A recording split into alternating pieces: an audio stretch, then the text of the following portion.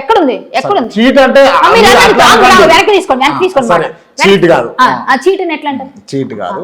ఇప్పుడు పిల్లల విషయం కావచ్చు, ఏం చేస్తా అది చూపించండి. అబాండాలు ఉన్నాయి అబాండాలు అన్నప్పుడు క్లియర్ అయిపోయింది అక్కడ. అబాండం అంటే దేని అంటారు? ఇప్పుడు అబాండం అని నాకు అర్థమైంది. నిజం కాదు. ఒక్క నిమిషం కళ్యాణ్ గారు, ఇప్పుడు చూస్తున్న ఇంటర్వ్యూ చూస్తున్నటువంటి వ్యూవర్స్ కి అర్థమవుతుంది సరే ఇది విషయం అని. లేకపోతే ఇన్ని రోజులు చూడని వాళ్ళు ఈ ఇంటర్వ్యూ చూడని వాళ్ళు. రాజసింగర్ మీద ఎన్ని కేసులు ఉన్నాయి? పీడీ యాక్ట్ కూడా పెట్టారు. సరే ఆయన ఎమ్మెల్యే అవ్వలేదా? రాజసింగర్ ఫుల్ నుంచి ఫుల్ రిచ్చా? ఏం కాదు, నార్మల్ గానే ఉంటాడు. నేను అదే ఇప్పుడు డబ్బు ఎందుకు అంటే మీరు రాజసింగ్ తోటి పోల్చుకుంటున్నారా? రాజసింగర్ కాదు, బండి సంజయ్ గారు చెప్పండి పని. ఎవరైనా పొలిటీషియన్స్ ముందు అందరూ ఇక్కడ నుంచి వస్తారు కదండి, అది నేను చెప్తాను. వాళ్ళతో పోల్చుకుంటున్నాను చెప్పట్లే, ఎవరితో పోల్చుకుంటారు. ఒక విషయం ఒక పెద్ద వ్యక్తి అన్నాడు, పెద్ద సినిమా వాళ్ళకు ఈ పాలిటిక్స్ రావు వాళ్ళకు మానేనివ్వండి. ఇప్పుడు నేను రాలేదనుకోండి, ఓకే అండి నేను ఎమ్మెల్యే అవ్వలేదు ఎంపీ అవ్వలేదు అనుకుందాం. ఫ్యూచర్లో అయితేనో అవనో నాకు తెలియదు. నా ప్రయత్నం నేను చేస్తే నిజంగా నాకు రాసి పెట్టుంటే రావచ్చు, ఎవరికైనా అనిపించవచ్చు, ఏదో పార్టీ పిలిచి నాకు ఇవ్వచ్చు. నాకు మొన్న కూడా పిలిచారు 2-3 చిన్న పార్టీలు, వెయ్యండి మా తరపునని. నాకు బీఫామ్ రెడీ చేసి నేను వేసుకోలేదు. ఎందుకంటే నాకు క్లియర్గా నేను ఏది మాట్లాడినా అథెంటికేటెడ్గా మాట్లాడుతున్నా, కెమెరా ముందు మాట్లాడుతున్నా. నేను చెప్పిన ప్రతి దానికి నేను ప్రూఫ్ ఇస్తేనే. క్యాపబిలిటీ అంటే మీ ఉద్దేశం ఏంటో చెప్తే మీరు ఈ ఎలిగేషన్స్ ఇవన్నీ పక్కన పెట్టండి. నేను చేసిన సేవ మీరు ఎప్పుడైనా చేశారా? సరే, సమాజ సేవగా చేయాలి, జనరల్ గా సమాజ సేవ నా చిన్నప్పటి నుంచి నేను చేస్తూనే ఉన్నా. నా చిన్నప్పటి నుంచి నేను ఏ విధంగా అయితే నేను పెరిగాను, నా చేతనైంది నేను చేయగలిగింది నేను చేస్తాను. ఒక సమాజ సేవ చేస్తే సరిపోతుందా? ఒక పొలిటీషియన్ కావాలంటే సమాజం పట్ల అవగాహన కావాలి కదా. అవగాహన కలిగించుకుంటున్నాను. ఇప్పుడు అవగాహన కలిగి ఉండాలి కదా. కలిగి ఉంటూనే కలిగించుకున్నాను. అవగాహన కలిగి ఉంటేనే మీరు ఇంటర్వ్యూకి పిలిచారు, లేకపోతే మీరు ఎందుకు పిలుస్తారు? ఎవరో ఫోన్ కేసుకు గొట్టం ఎందుకు పిలుస్తారు? మీరు మీకెందుకు ఇంటర్వ్యూ? మీకు అవసరం లేదుగా. మీకు అవసరమైంది ఏంటి? సమాజం పట్ల అవగాహనతో మాట్లాడుతుంది మీ ఏంటి అసలు ఇవిడని చెప్పి మీరు పిలిచారు. సమాజం పట్ల మీరు పూర్తి అవగాహన లేకపోవచ్చు, కొంత అయితే ఉంది కదా. రైట్, మీ ఇండస్ట్రీకి సంబంధించి ఒక వ్యక్తి అంటే ఒక పర్సన్ శ్రీరెడ్డి, ఆమె పైన మీ ఒపీనియన్ ఏంటి? మీకు ఫస్ట్ నేను అది క్లియర్ చేయాలి. Let me clear once. ఏంటంటే ఆమెతో నాకు సేమ్ జరుగుతుంది, కోర్టులో ఆల్రెడీ జరుగుతుంది. సో అది మాట్లాడకూడదు, మీరు అది అడగడం వేస్ట్. ఎందుకంటే నేను మాట్లాడాలనుకున్నా, ఇప్పుడు మాట్లాడితే మళ్ళీ దానికి ఇంకో కేసులు మా ఆవిడ నేను వేసుకోవడం అవసరం లేదు. మీరు మాట్లాడారు కాబట్టి మీకు తెలియదు కాబట్టి నేను క్లియర్ చేస్తున్నాను. ఇంకొకటి, అది కోర్టులో ఉన్నప్పుడు ఎవరితో కూడా మనం మాట్లాడకూడదు. అది మనం మినిమం రెస్పెక్ట్ కోర్టుకి ఇవ్వాలి. వదిలేద్దాం, అవి అవసరం లేదు. వాళ్ళ గురించి నాకు ఎవరి లైఫ్, పర్సనల్ లైఫ్ నాకు అనవసరం. నా పుట్టలో వేలు పెడితే కుట్టన అంట చూసారు, చిన్నప్పుడు చదువుకున్నారు కదా, చీమ సేమ్ అదే నా పద్ధతి. నా వరకు వస్తేనే నేను మాట్లాడతా, లేకపోతే నాకు అవసరం లేదు. మీరు ఏమైనా పోండి, నాకెందుకు? మీ పర్సనల్ నాకేంటి? సమాజం పట్ల అవగాహన ఉంది అని అంటారు, నా వరకు వస్తేనే నేను మాట్లాడతా. వచ్చారు కాబట్టి మాట్లాడానండి. అవగాహన ఉంది కాబట్టి అప్పుడు వెళ్ళి మాట్లాడాలి.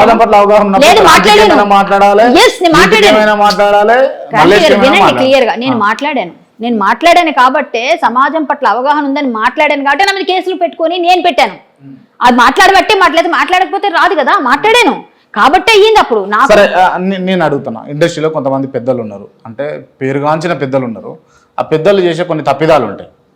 ఒక స్త్రీగా మీరు చెప్పండి, ఆర్జీవి గారు కాళ్ళు నాకడం, వేళ్ళు నాకడం, ఆ రకంగా ఇంటర్వ్యూ ఇవ్వడం, ఏమంటారు మీరు? ఆడవాళ్ళని నేను ఎప్పుడు నా ఫేస్బుక్ మీరు అబ్జర్వ్ చేస్తే ఆర్జీవిని తిడుతూనే ఉంటాయి పోస్టులు, క్లియర్గా చూడొచ్చు. నేను ఒక సమాజంలో బాధ్యత గల మహిళగా చాలాసార్లు ఆయన కలిసి అవకాశం వచ్చింది. ఆయనకి మెసేజ్ చేశాను. ఆయన్ని ఒకసారి పవన్ కళ్యాణ్ గారినో వేరునో ఏదో విధంగా అతను సినిమా ఏదో సంథింగ్ అయింది, అప్పుడు నాకు గుర్తులేదు ఇష్యూ. నేను మెసేజ్ ఏంటి సార్ మీరు ఇది, ఆయన వాట్సాప్ నెంబర్ తీసుకుని మరి మెసేజ్ చేశాను. నన్ను బ్లాక్ చేసుకున్నాడు. ఎందుకంటే నేను అట్లా మాట్లాడుతున్నాను కాబట్టి. నేను డైరెక్ట్ మాట్లాడే ఆయన కలిస్తే నేను 2-3 సార్లు, నేను చాలా డిబేట్స్లో కూడా ఆయన గురించి నేను తిట్టిన ఉన్నాయండి చాలాసార్లు. నేనే సమర్థించాను.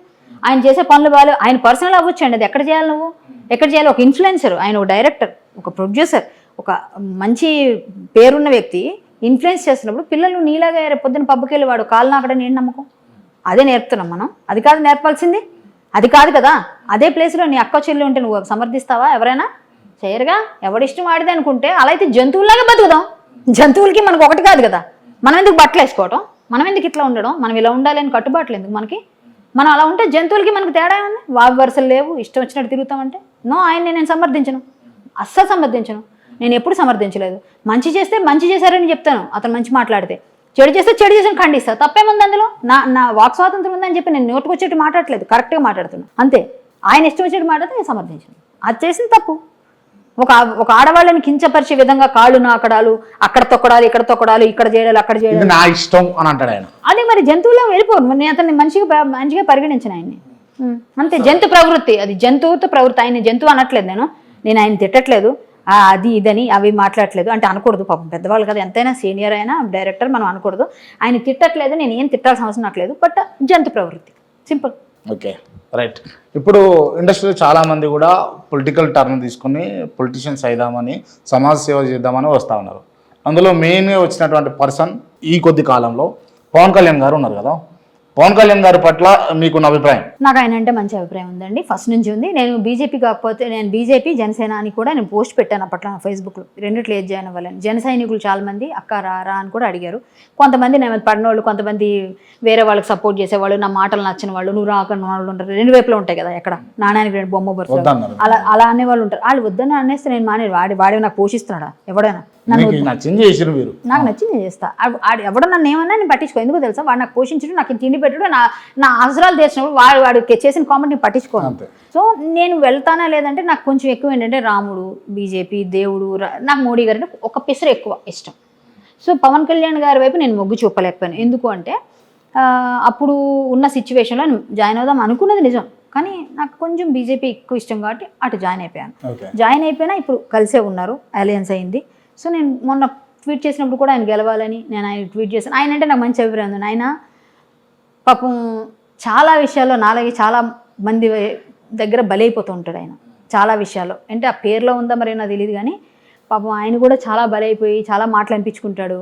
ఆయన చాలా హెల్పింగ్ నేచర్. పవన్ కళ్యాణ్ అంటే కళ్యాణ్ ఉంది ఇక్కడ, కళ్యాణి అనేది పక్కన పెట్టండి, పేరులోనే ఉందా మరి ఏమో. నేను బలే అవుతున్నాను, నేను ఓపెన్ గా చెప్తాను. నా దగ్గర ఇన్ని ప్రూఫ్స్ ఉన్నాయి నేను బలైనవి, ఎన్ని రకాలుగా ఎంతమంది తిట్టించుకున్నారు. సో ఆయన కూడా అలా తిట్టించుకుంటున్నాడు. ఆయనకు అవసరం అండి, ఒక సినిమా చేసుకుంటే, ఒక 2 సినిమాలు చేసుకుంటే ఎన్ని 100 కోట్లు వస్తే అవి హ్యాపీగా వెనక వేసుకున్న పిల్లలకి అందరికి ఇచ్చేసి హ్యాపీగా ఉండొచ్చుగా.